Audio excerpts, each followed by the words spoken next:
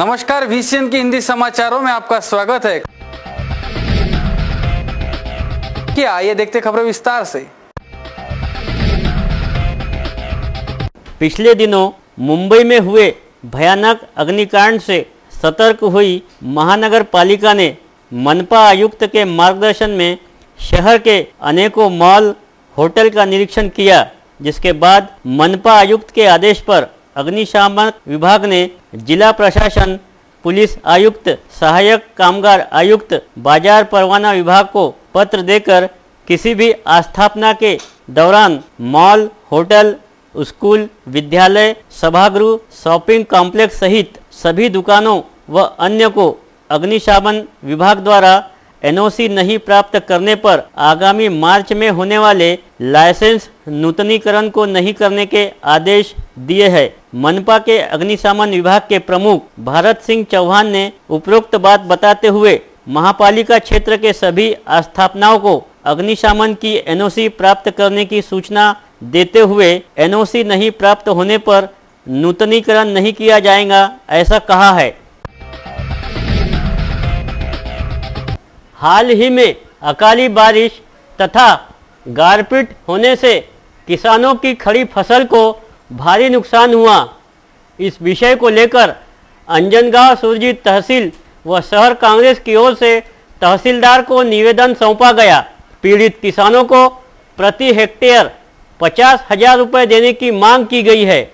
बता दें कि पिछले दिनों अकाली बारिश से पूरे अमरावती जिले के किसानों की खड़ी फसल बर्बाद हुई है, जिसमें गेहूं, जवारी, हरभरे के साथ ही सब्जी और संतरों का नुकसान हुआ है। इसे लेकर अंजनगांव सुरजी शहर कांग्रेस के सुरेश आड़े के नेतृत्व में एक शिष्टमंडल ने तहसीलदार को निवेदन सौंपा, जिसमें पीड़ित किसानों को प्रति हेक्टेयर 50,000 रुपये देने की मांग की गई है। अंजनगांव सुरजी से हमारे संवाददाता जावेद शाह की रिपोर्ट। आम्ही अंजनगाव तालुका काँग्रेस कमिटीच्या वतीने अंजनगाव तालुक्यात अतिशय जोरात यावेळेला गारपीट झालेली आहे आणि त्याच्या पहिले सोयाबीनचे बोंडअळीमुळे पूर्ण तालुक्यातले पूर्ण शेतकऱ्यांचे पिके गेलेले आहे आणि आता आलेले तोंडावरचं पीक म्हणजे हरभरा तूर यांच्या गारपीटमुळे पूर्ण पीक गेलेलं आहे। हरभरा, संत्रा, गहू पूर्ण पीक नेस्तनाबूत झालेलं आहे। शेतकरी अतिशय देशधडीला लागलेला आहे। त्याच्यामुळे या जर सरकारने 50,000 रुपये जर शेतकऱ्याला मदत आता जर नाही केली तर आम्ही येणाऱ्या 15 दिवसात रस्त्यावर आम्ही पूर्ण तालुक्यात रस्त्यावर चक्काजाम करू, धरणे आंदोलन देऊ, मोठं आंदोलन छेडू। यावर्षी अचानक आलेल्या नैसर्गिक आपत्तीमुळे शेतकरी पूर्णपणे फसून गेला आहे आणि यावेळेस शेतकऱ्याचा वर पाहण्याचा दृष्टिकोन तर आहेच, निसर्गाने तर त्याची दोरी कापलीच, पण आता या सरकारकडून मदतीची अपेक्षा आहे। मात्र सरकार 15 दिवस होऊनही जागे झाले नाही व आजपर्यंत कोणत्याही प्रकारची इथे पाहणी केली नाही, तर शेतकऱ्यांची मदत तर सोडाच। म्हणून या शेतकऱ्यांना शासनाला जागा करण्याकरता आम्ही हे निवेदन देत आहोत। यानंतर आम्ही रस्त्यावर उतरून एक तीव्र आंदोलन उभारू व लढा देऊ व शेतकऱ्याला मदत करण्यास भाग पाडू। जिला कचेरी परिसर स्थित कोषागार कार्यालय के सामने दिव्यांगों को स्वयं रोजगार के लिए दी गई जगह पर उनके द्वारा लगाए गए स्टॉल को हटाने हेतु मंगलम बार एवं रेस्टोरेंट के संचालक गंगा प्रसाद निषाद तथा शांतनु निषाद द्वारा अपंगों के साथ मारपीट किए जाने को लेकर जनता अपंग दल द्वारा आज मोर्चा निकाला गया, जिसमें सैकड़ों की तादाद में दिव्यांग उपस्थित हुए।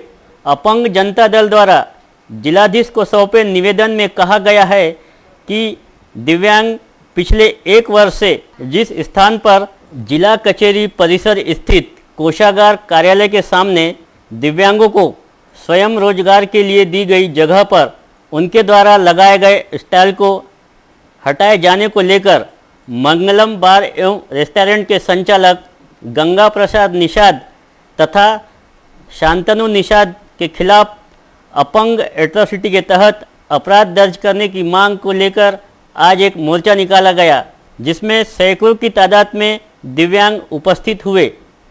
अपंग जनता दल द्वारा जिलाधीश को सौंपे निवेदन में कहा गया है कि निवेदनकर्ता दिव्यांग पिछले 1 वर्ष से जिस स्थान पर स्वयं रोजगार हेतु व्यवसाय कर रहे हैं, यह जगह मनपा स्थायी समिति की ओर से मंजूर की गई है, परंतु कुछ असामाजिक तत्वों ने इस जगह पर अतिक्रमण किए जाने की वजह से मनपा तथा गाड़गेनगर पुलिस में इस विषय पर अनेकों बार शिकायत की गई, लेकिन पुलिस की ओर से कोई कार्रवाई नहीं की गई।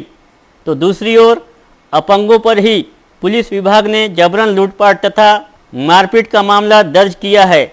आज निकाले गए मोर्चे में अपंग जनता दल की ओर से मांग की गई है कि अपंगों के साथ मारपीट करने वाले आरोपी मंगलम बार रेस्टोरेंट के संचालक गंगा प्रसाद निशांत तथा शांतनु निषाद के खिलाफ अपंग कानून के अनुसार एट्रोसिटी मामला दर्ज किया जाए तथा गाड़गेनगर थाने के अधिकारी रमेश वानखड़े द्वारा अपंगों पर बोगस मामले दर्ज किए जाने के चलते उन पर कार्रवाई की जाए।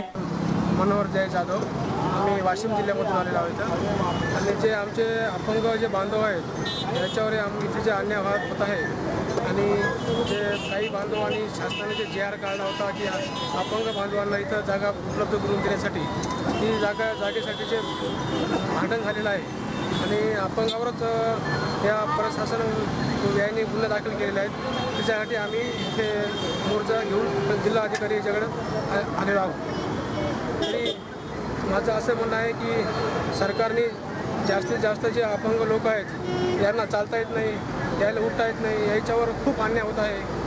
दुसरी गोष्ट म्हणजे की सांगायचं म्हणजे असं की जे घरचे लोक असतात ते अपंगाला बरं पाहत नाहीत आणि वरून आम्हाला दुसरे शासन जे आहे ते शासन बी काही देत नाही, तर अपंगाला पगारी भेटतात, ती पगार बी भेटत नाही। बँकेमध्ये जातो आम्ही तर लाईन लागत नाही, तर बँकेवाला म्हणते तुम्ही अपंग लोकांना बाहेर व्हा, तिथं बी भेटत नाही। हे पूर्ण एवढा अपंगावर अन्याय आहे, हे अन्याय होत चालू आहे।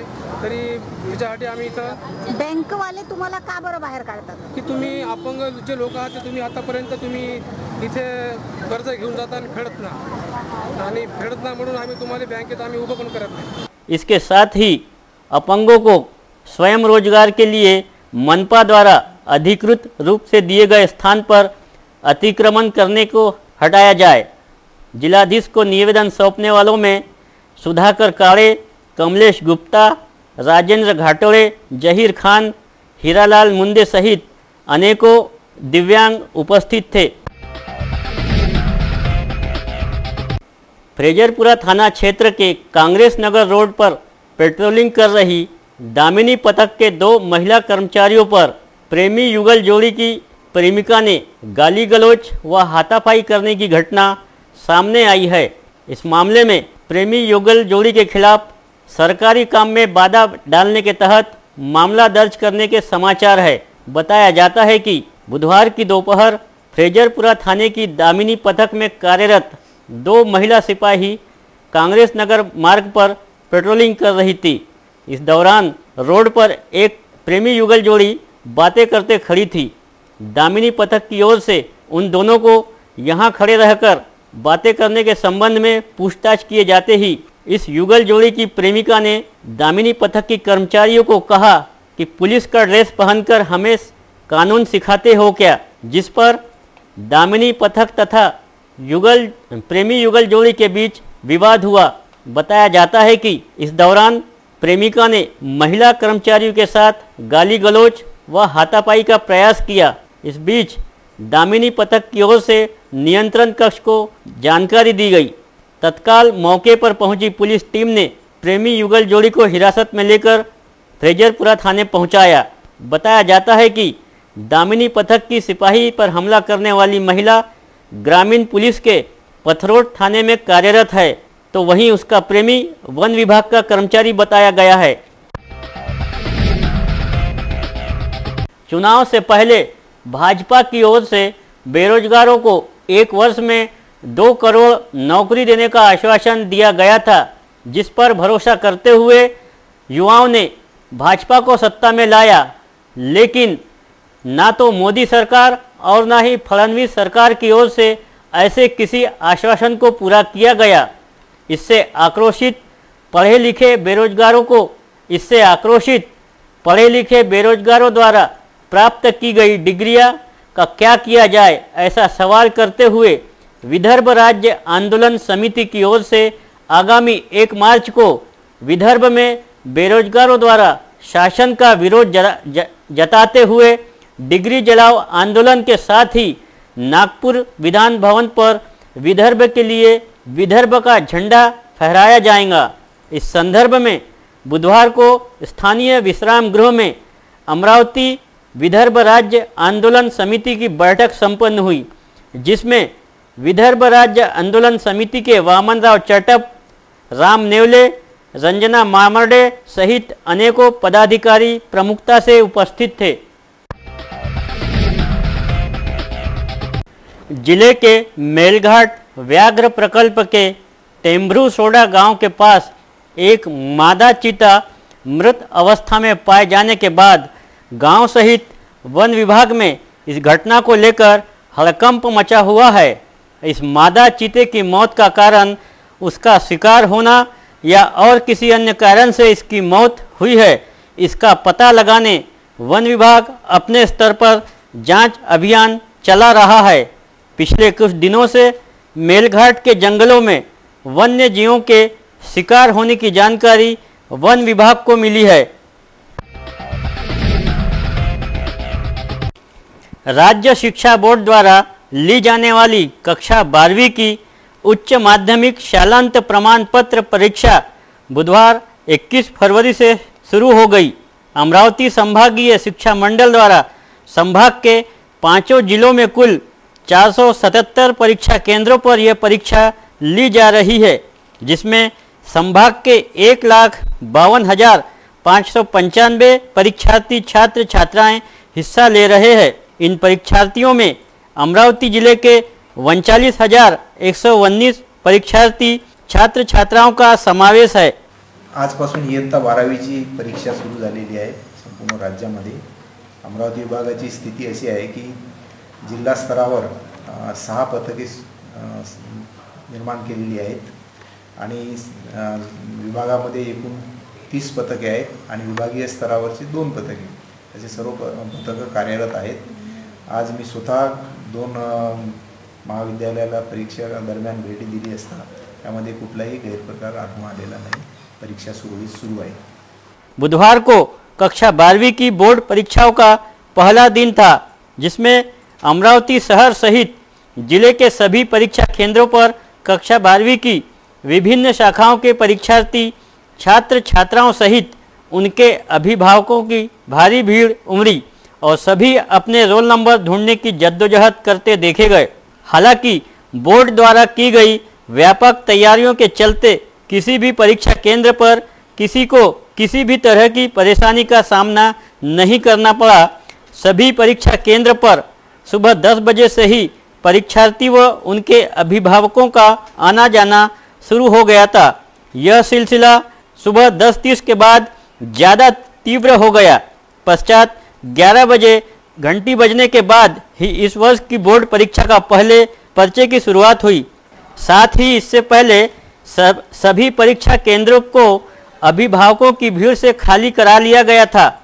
पश्चात अगले 3 घंटों तक सभी परीक्षा केंद्रों पर बेहद शांतिपूर्ण माहौल में परीक्षाएं चलती रही और परीक्षार्थी छात्र छात्राएं अंग्रेजी का अपना पर्चा हल करते रहे। पर्चा समाप्त होने के बाद बाहर निकलते परीक्षार्थियों के चेहरों पर कहीं खुशी तो कहीं गम नजर आ रहा था। आजचा पेपर 11 वाजता सुरू झाला आणि 2 वाजता खतम झाला। पेपर आजचा इझी होता। इझी म्हणताच तो इझी तो होताच, पण हार्ड पण होता आणि त्यामधले काही टाइम्स वगैरे पुढला वगैरे सर्व व्यवस्थित आलं। ठेकेदारी पद्धति से कार्यरत कर्मचारियों के कंत्राटी कर्मचारी कृति समिति की ओर से सैकड़ों की तादाद में बुधवार को स्थानीय इरविन चौक से मूक मोर्चा निकाला गया। इस दौरान मोर्चे में शामिल युवकों ने पथनाट्य भी पेश किया।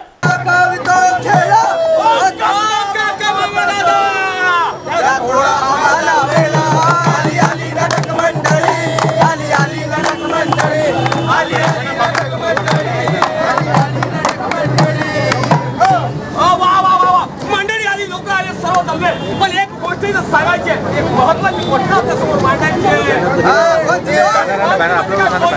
अरे ज्यांनी देशासाठी आतापर्यंत कार्य केलं, आपल्या गावामधलं, आपल्या प्रत्येकाच्या घरामधलं गाव व्यवस्थित चालावं, सरकार यंत्रणा व्यवस्थित चालावी, त्याच्यासाठी ज्यांनी आतापर्यंत झिजले त्यांना तर अचानक कोणी काढून टाकायचं. आपण काय करायचं मग? काय करायचं? याच्यावर फक्त एकच, अरे तुया हाती तू पाल, तुया हाती सार, तुया हाती तू पाल, तुया हाती सार. समाजाचं काय रे गड्या, समाजाचं काय, समाजाचं काय रे गड्या, समाजाचं काय, समाजाचं काय, समाजाचं काय, समाजाचं काय, समाजाचं काय. तो वहीं ठेकेदारी पद्धति के लिए 9 फरवरी को निकाले गए जीआर की होली जलाई गई। इसके साथ ही इस कृति समिति की मांगे पूरी न होने पर मंत्रालय पर मोर्चा निकाले जाने की चेतावनी भी दी गई है। इस मोर्चे में NRHM, RTI संगठना, राज्य एड्स नियंत्रण कर्मचारी संगठना, रोजगार हमी योजना कृति समिति तथा जिला परिचारिका संगठना जैसे अलग अलग संघटनाओं के सैकड़ों कर्मचारी उपस्थित थे। प्रशांत जोशी NRHM संघटनेचा राज्य उपाध्यक्ष आहे आणि जिल्हाध्यक्ष। आज आम्ही गेल्या 11 जवळपास 15 वर्षापासून वेगवेगळे कॅडर या ठिकाणी, जसं आता NRHM संघटना किंवा एड्स नियंत्रण संघटना, RNDCP संघटना, आज पाणी पुरवठा संघटना, सर्व शिक्षा अभियान, वेगवेगळे NRLM झालं, ह्या सगळ्या संघटना जवळपास 10 ते 15 संघटना 15 विभागामध्ये काम करतात, गेल्या 15 वर्षापासून काम करतात। शासनाने याचा कुठलाही विचार न करता 9 फेब्रुवारीला एक शासन निर्णय काढला की जे कंत्राटी करा तत्वावर कार्यरत असेल त्यांना काढून टाकावं, त्या क्लॉजवर लिहिला त्यांना काढून टाकण्यात यावं, 3-3 वर्ष त्यांना पुन्हा नियुक्ती देण्यात यावी। आज आम्ही 15 वर्षापासून या ठिकाणी काम करतो, आमचा कुठलाच प्रकारे विचार केला जात नाही। याआधी सर्वोच्च न्यायालयाचा निर्णय दिला होता त्यांनी की समान पद समान वेतन, त्याचा इम्प्लिमेंट शासनाने केलं नाही आणि या 9 फरवरीचा म्हणजे GR काढला त्याला लगेच इम्प्लिमेंट करण्यात आला। या विरोधात आमचा आज मुका मोर्चा आहे आणि हा सध्या आम्ही म्हणजे पूर्ण भारतामध्ये जिल्हा स्तरावर कलेक्टर ऑफिसवर नेला जात आहे। याच्यानंतर पुढचं पाऊल आमचं मंत्रालयावर म्हणजे आम्ही टोटल महाराष्ट्र राज्यात 3 ते 3.5 लाख कर्मचारी आहेत टोटल सर्व विभागा मिळून, त्या सर्व विभागाचा मोर्चा आम्ही मंत्रालयावर नेणार आहे। संत गाडगे बाबा अमरावती विद्यापीठ का 34वां दीक्षांत समारोह आगामी शुक्रवार 23 फरवरी की सुबह 10 बजे विद्यापीठ के दीक्षांत सभा मंडप में आयोजित किया जाएगा। इस कार्यक्रम में प्रमुख अतिथि के रूप में महाराष्ट्र सार्वजनिक सेवा आयोग के अध्यक्ष विठ्ठल नारायण मोरे प्रमुखता से उपस्थित रहेंगे। कार्यक्रम के अध्यक्ष कुलगुरु मुरलीधर चांदेकर होंगे। इस संदर्भ में पत्रकार परिषद के दौरान उन्होंने जानकारी देते हुए बताया है कि प्रशासनिक अधिकारी विठ्ठल नारायण मोरे विगत 2014 से MPSC के अध्यक्ष के रूप में कार्यरत है। उन्होंने अपना कार्यकाल सह सचिव, अवर सचिव के रूप में प्रारंभ करते हुए मंत्रालय में विविध विभागों के उप सचिव, रत्नागिरी के CEO, महाराष्ट्र शासन के नागरिक व आपूर्ति विभाग के संचालक, अतिरिक्त बिक्रीकर आयुक्त, मुख्य सचिव, परिवहन आयुक्त तथा भारत सरकार के सह सचिव के रूप में उत्कृष्ट कार्य किया है। कुलगुरु ने आगे बताया कि दीक्षांत समारोह में सफलता प्राप्त करने वाले गुणवत्ता प्राप्त 105 विद्यार्थियों को स्वर्ण पदक, 22 को रजत पदक तथा 24 को नकद इनाम, ऐसे कुल 151 इनामों का वितरण किया जाएगा। दीक्षांत समारोह में सर्वाधिक पदक जीतने वाली छात्र दीक्षांत समारोह में सर्वाधिक पदक जीतने वाले छात्र सचिन अरुण जोशी को 6 स्वर्ण व नकद, तो छात्राओं में महिदा महरोश मोहम्मद साकिब को 5 स्वर्ण, 3 रजत तथा त्रियल प्रमोदराव काजलकर को 5 स्वर्ण पदक दिए जाने का समावेश है। उन्होंने बताया कि दीक्षांत समारोह का VCN न्यूज़ चैनल पर सीधा प्रक्षेपण किया जाएगा। परिसर में अस्थायी रूप से फोटो स्टूडियो की व्यवस्था की गई है, जबकि शाम को कवि सम्मेलन का भी आयोजन किया गया है। आचार्य उपाधि के लिए विज्ञान, आचार्य पदवी के लिए विज्ञान व तंत्र ज्ञान विद्या शाखा से 168, वाणिज्य व व्यवस्थापन विद्या शाखा से 50, विज्ञान विद्या शाखा से 165, आंतर विद्या शाखा के अभ्यास विद्या शाखा से 55 का समावेश बताया गया है। कुलगुरु ने बताया कि विद्यापीठ की स्थापना के 35 वर्ष पूरे हो चुके हैं। अब तक 3178 संशोधकों को आचार्य उपाधि से सम्मानित किया जा चुका है। इस दीक्षांत समारोह में विद्या शाखा के तहत 439 संशोधकों को आचार्य उपाधि देकर सम्मानित किया जाएगा। संत गाडगेबाबा अमरावती विद्यापीठाचं 34वा पदवीदान समारंभ 23 फेब्रुवारीला गाडगेबाबांची जयंती पण असते आणि म्हणून आम्ही त्या दिवशी पदवीदान समारंभ आयोजित करण्याचा काटेकोरपणे प्रयत्न करत असतो आणि यावर्षी पण त्याला आम्हाला यश मिळालं याचा मला प्रथमतः खूप आनंद होतो आहे। या 34व्या पदवीदान समारंभामध्ये यावर्षी आपण 36,770 अशा पदवीधारकांना डिग्र्या देणार आहोत आणि PhD आचार्य पदवी ज्या आहेत त्या 439 या पदवीदान समारंभामध्ये आपण देणार। 150च्या जवळपास मेडल्स पण आपण विद्यार्थ्यांना वेगवेगळ्या विषयांमध्ये प्रावीण्यप्राप्त विद्यार्थ्यांना ते या ठिकाणी आपण देणार आहे। या पदवीदान समारंभाचं एक वेगळं वैशिष्ट्य मला सांगावंसं वाटतं ते असं आहे की संत गाडगेबाबा अमरावती विद्यापीठाने यावेळेला पदव्यांमध्ये पदवी प्रमाणपत्रामध्ये थोडाफार बदल केला आहे।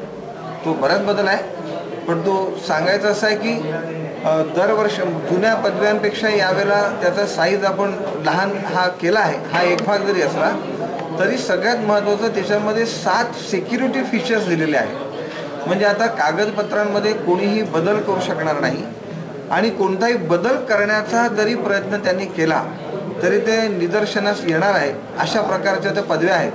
म्हणजे एकदा पदवी विद्यार्थ्यांनी घेतल्यानंतर आता मात्र त्यांनी याच्यानंतर निश्चिंत राहायला काही हरकत नाही अशा प्रकारच्या पदव्या त्या आपण केल्या आहेत। त्या पदव्यांचा कागद नॉन टिअरेबल आहे, तो फाटत पण नाही कारण आपण पदव्या खूप मेहनतीने विद्यार्थी ते मिळवतात, त्यांची खूप मेहनत त्याच्या मागे असते आणि म्हणूनच त्याला या कार्यक्रमाला पावित्र्य पण असं ते आपण दिलेलं आहे। तर ते त्याचं आयुष्यभर राहिलं पाहिजे असा हा कागद आहे जो त्याच्याकडे आयुष्यभर राहील। त्यांनी पूर्वी हस्तलिखित डिग्र्या होत्या, आता कॉम्प्युटराइज आहे आणि त्या वॉटरप्रूफ आहे। म्हणजे पाण्यात जरी त्या डिग्र्या ठेवल्या तरी अक्षर वितळणार नाहीत, पसरणार नाहीत अशा प्रकारचे त्या डिग्र्या आहेत। आणि पदवीदान समारंभानंतर आपण नॅशनल अकॅडमिक डिपॉझिटरी म्हणून जे MHRD केंद्र सरकारने जे सगळ्या विद्यापीठांना सांगितलं त्याच्यामध्ये प्रवेशसुद्धा हे विद्यापीठ या पदवीदान समारंभापासून ते करत आहे। म्हणजे या सगळ्यांच्या डिग्र्या त्यांच्या डिजिटल लॉकरमध्ये याच्यानंतर ते राहणार असल्यामुळे त्याही अर्थाने एक सुरक्षितता ज्यावेळेला विद्यार्थ्यांना कागदाच्या संदर्भातली ती प्राप्त होणार आहे।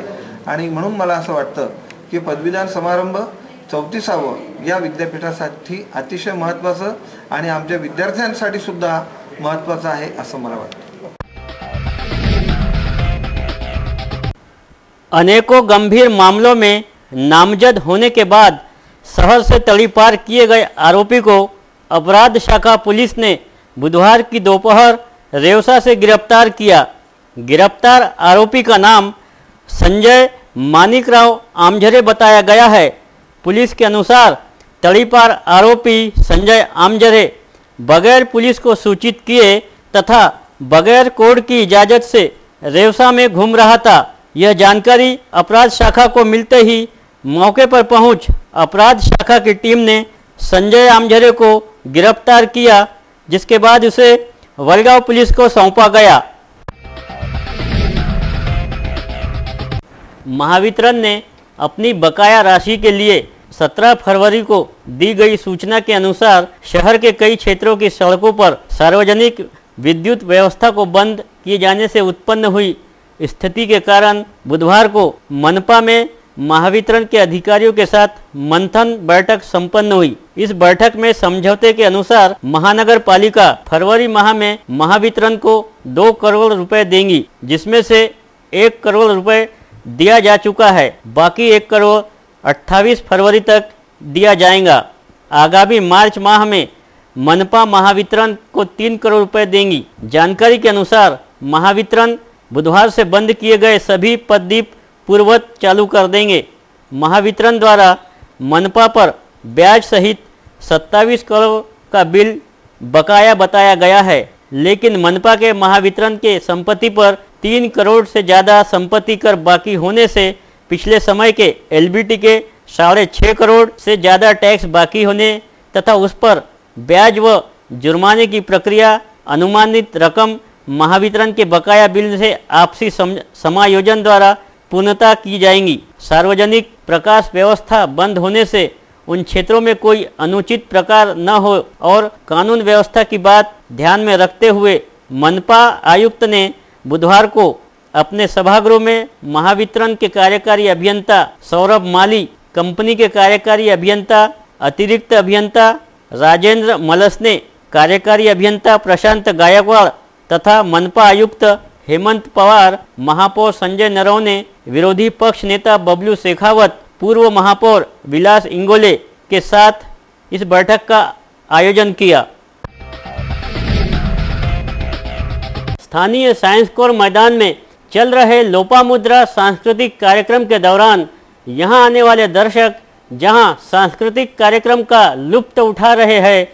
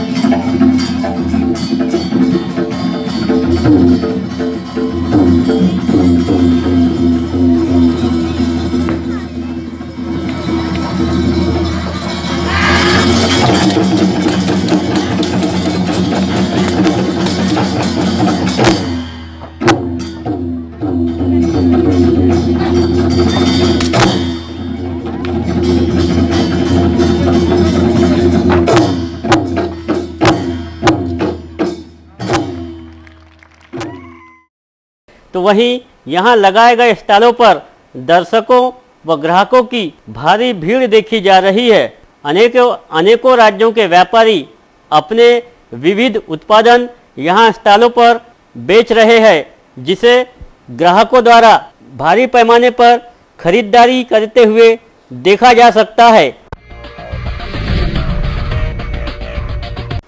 शहर के वरिष्ठ समाज सेवी तथा अनेक समाज सेवी संगठनों से जुड़े सामाजिक कार्यों में सदैव अग्रसर रहने वाले चुन्नीलाल जी उर्फ बाबूजी मंत्री का बुधवार को वृद्धावस्था के चलते स्वर्गवास हो गया।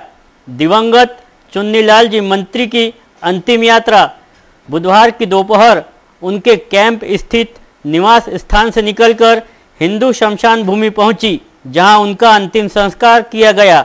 इस समय शहर के गणमान्य सहित समाज बंधु बड़ी संख्या में उपस्थित थे। फिर हाजिर होंगे नई तरोताज़ा खबरों के साथ। तब तक के लिए देखते रहिए VCN न्यूज़। नमस्कार।